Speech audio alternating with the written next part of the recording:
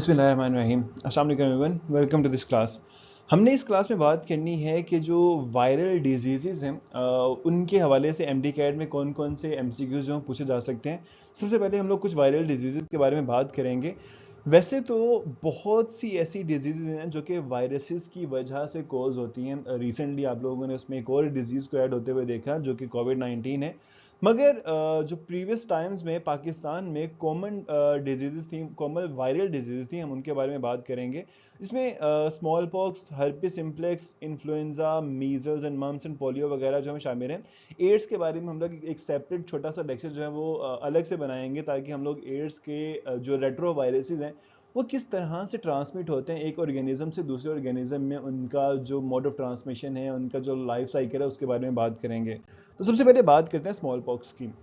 अब जब हम लोगों ने इन चीज़ों के बारे में बात करनी है ना, वी हैव टू रिमेंबर, हमने इस चीज़ को लाजमी तौर पे फोकस करना है कि ये कौन से वायरस की वजह से कॉज हो रहा है। जैसे कि स्मॉल पॉक्स जो है वो पॉक्स वायरस की वजह से कॉज होता है। पहली चीज़ ये, pox virus are one of the largest viruses in the world और ये डीएनए इन्वेलप्ड वायरस है। That point is important. ये तकरीबन 3200 ईयर्स अगो या 12th सेंचुरी बीसी में चाइना से जो है ना ये निकले थे as an epidemic. What a coincidence. तो चाइना से ये बेसिकली निकले थे और अंटिल 20th सेंचुरी ये पूरी दुनिया में जो फैल चुके थे और पूरी दुनिया में एक कॉमन डिजीज थी, एक कॉमन कॉज ऑफ फैटेलिटी थी। लोग इस चीज़ को सर्वाइव नहीं कर पाते थे यूजुअली। इसमें नॉर्मली ऐसा होता है कि फ्लूइड फिल्ड वेजिकल्स बनते हैं, कुछ रेज्ड फ्लूइड फिल्ड वेजिकल्स बन जाते हैं, जैसे जिसको उर्दू में हम लोग छाले भी बेसिकली कहते हैं। पूरी की पूरी बॉडी पे, पूरे जिस्म के ऊपर ये छाले बन जाते थे। और जो कि अगर एक इंसान इतना फॉर्चुनेट था, लकी था कि वो इससे रिकवर कर पाए, तो उसकी बॉडी पे बाद में ये पिटेड स्कार्स की फॉर्म में जो है वो नजर आते थे। पिटेड स्कार्स कैसे, जब आप लोगों ने अक्सर का लोगों के चेहरों पे भी देखा होगा कि उनकी जो फेस है, फेस के ऊपर यहाँ पे ना कुछ गड्ढे पड़े हुए होते हैं। समथिंग लाइक दैट, वो पिटेड स्कार्स होते हैं कि एक पिट की तरह, एक गड्ढे की तरह का एक स्कार जो बन गया। 1950s के अंदर 20th सेंचुरी के मिड तक इसका जो डेंजर है वो काफ़ी हद तक रिड्यूस हो चुका था और उसकी जो मेन कॉज थी that was the immunisation effort.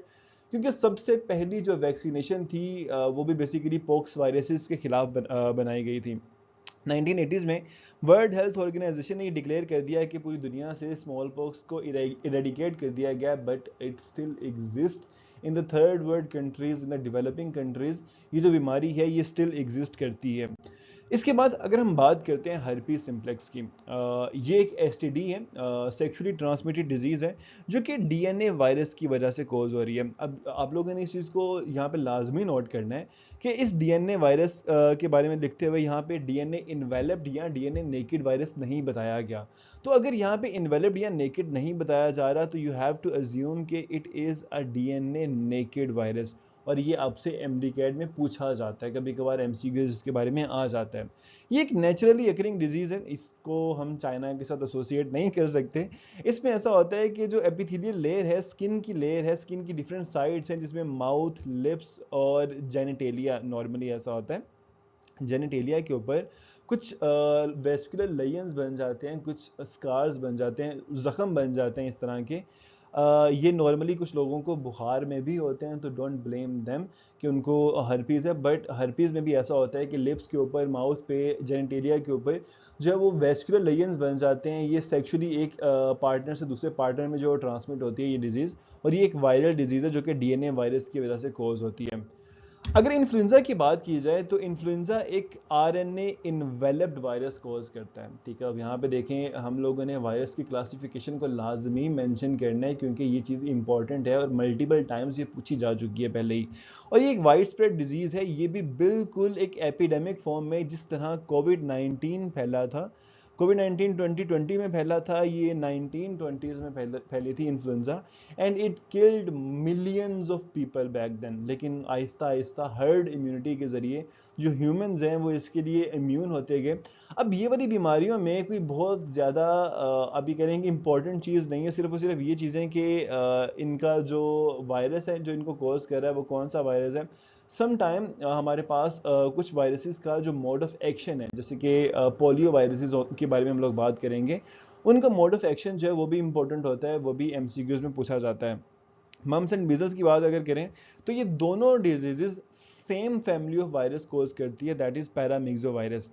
पैरामिक्सोवायरस जो है they are large RNA enveloped viruses, ठीक है। एक तो इनकी क्लासिफिकेशन हो गई है। जो मम्स हैं इनमें ऐसा होता है कि जो पैरोटिड ग्लैंड है, ये नॉर्मली बच्चों में ये वाली डिजीज जो है वो पाई जाती है। उनकी जो पैरोटिड ग्लैंड है, एक साइड उनकी जो फेस की है वो स्वेल होना शुरू हो जाती है, और ये कंटेजियस डिजीज है, बहुत ज़्यादा कंटेजियस है। ये एक इंसान से दूसरे इंसान में चली जाती है, but it is seldom fatal. इससे किसी इंसान की डेथ नहीं होती। और जो एडल्ट हैं, about 60% of them are immune to this disease. तो ये नॉर्मली बच्चों के अंदर ही हमें देखने को मिलती है। But if you talk about measles, measles जो है वो हमारे चाइल्डहुड की basically one of the commonest disease है, और इसके लिए जो एडल्ट पॉपुलेशन है दैट इज इक्वली ससेप्टेबल। ये पूरी दुनिया में जो है वो वाइड स्प्रेड है।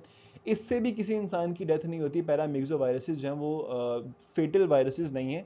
लेकिन एक पॉइंट इस डिजीज के बारे में इंपॉर्टेंट है कि जब एक इंसान को मीजल्स हो जाता है, वो रिकवर कर जाता है, then that human being develops immunity against this disease. हमारी बॉडी में इस बीमारी के खिलाफ एंटीबॉडीज बनना शुरू हो जाती हैं, और वो एंटीबॉडीज हमारे जिस्म में स्टे करेंगी। जब कभी भी मीजल्स का वायरस दोबारा हमारी बॉडी के ऊपर अटैक करेगा तो एंटीबॉडीज उसे फाइट ऑफ कर देंगी।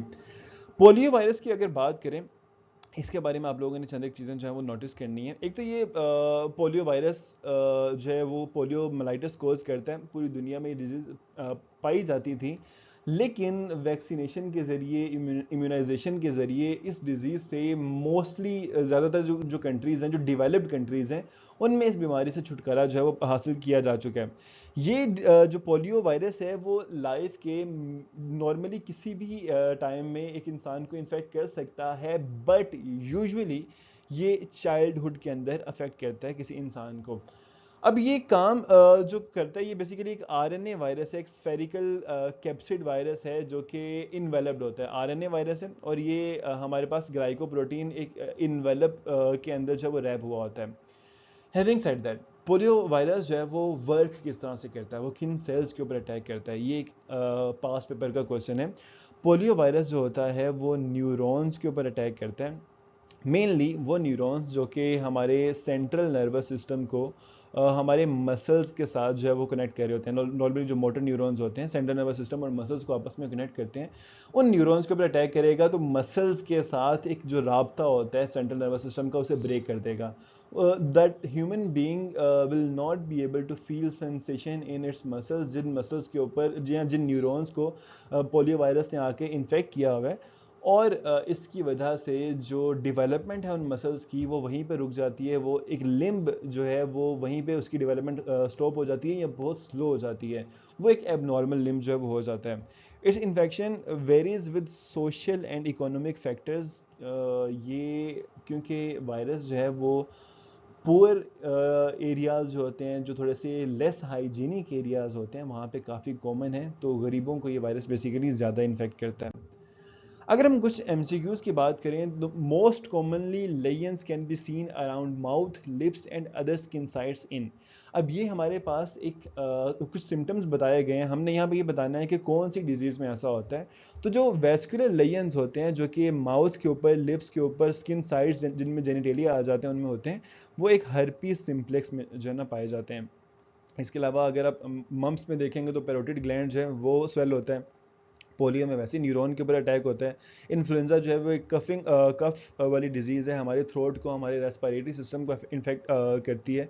तो ये तीनों तो ऑप्शंस नहीं होंगी, herpes virus is the answer. Raised fluid filled vesicles arise in. अब जो फ्लूइड फिल्ड वेसिकल्स होते हैं वो किस में आते हैं? वेस्कुलर लेयंस आते हैं हर्पीज में, फ्लूइड फिल्ड वेसिकल्स नहीं होंगे, तो हर्पीज इसका आंसर नहीं है। एड्स एक इम्यूनिटी का डिसऑर्डर है, तो this will not be the answer. जो पोलियो है वो वैसे ही न्यूरॉन्स के ऊपर अटैक होता है, ये भी इसका आंसर नहीं है। स्मॉल पॉक्स एक सिंगल हमारे पास ऑप्शन बची है, तो that will be the answer. ये जब कभी भी आपको 100% श्योर नहीं होता एग्जाम में कि कौन सा आंसर आपके सवाल का बन सकता है, तो आपने इस तरह से बाकी तमाम ऑप्शंस को एक्सक्लूड करना स्टार्ट करना है। You will get the answer. Which of the following attacks neurons. अब हमने पिछले ही एमसीक्यूज में बात की है कि जो पोलियो वायरस होता है वो न्यूरॉन्स के ऊपर अटैक करता है, तो और ये मसल्स की डेवलपमेंट को स्टॉप कर देता है। Parotid gland gets swollen when dash attacks. हमारे पास एक फैमिली है वायरसेस की जिसको हम लोग पैरामिक्सो वायरस कहते हैं। ये वो वायरसेस हैं जिन्होंने मम्प्स कोज करने हैं। मम्प्स बच्चों के अंदर पेरोटिड ग्लैंड को स्वेल कर देते हैं और ये काफ़ी पेनफुल होता है। इट इज़ सेल्डम फेटल, ये फेटल नहीं है लेकिन ये पेनफुल बहुत है। This is a sexually transmitted disease. कौन सी डिजीज सेक्शुअली ट्रांसमिट होती है? Herpes simplex is a sexually transmitted disease. AIDS जो है ये एक सेक्शुअली ट्रांसमिटेड डिजीज है। अब मोस्टली बच्चों को ये नहीं पता होता कि हेपेटाइटिस बी जो है that is also sexually transmitted disease. But अगर सपोज कर लें कि आपको ये वाली ऑप्शन आती है और आपको इस चीज़ का पता नहीं था, आपको इन दोनों बीमारियों का पता है कि दोनों सेक्शुअली ट्रांसमिटेड डिजीज हैं, तो you will go with all of the above. जो अगर दो ऑप्शंस हमारे पास कंफर्म है, थर्ड ऑप्शन कंफर्म नहीं है, तो ऑल ऑफ द अबव जो है वही इसका सही आंसर होगा। Herpes simplex virus usually does not involve. Herpes simplex ने हमारे माउथ, लिप्स, स्किन साइड्स के ऊपर जो है वो कॉज करना है, लायंस कॉज करने हैं, मगर वो लंग्स को अटैक नहीं करता। Common among all viruses during their infection cycles. अब जितने भी वायरसेस हैं उनकी इन्फेक्शन साइकिल में कौन सी चीज़ कॉमन है? डीएनए रेप्लिकेशन इन साइटोप्लाज्म नहीं होगा क्योंकि डीएनए रेप्लिकेशन न्यूक्लियस के अंदर होती है। That is not the answer. जो ट्रांसक्रिप्शन है इन न्यूक्लियस, ये सभी के अंदर नहीं होगा क्योंकि कुछ हमारे पास पॉजिटिव सेंस आरएनए होते हैं, वो डायरेक्टली ट्रांसक्राइब होना शुरू हो जाते हैं।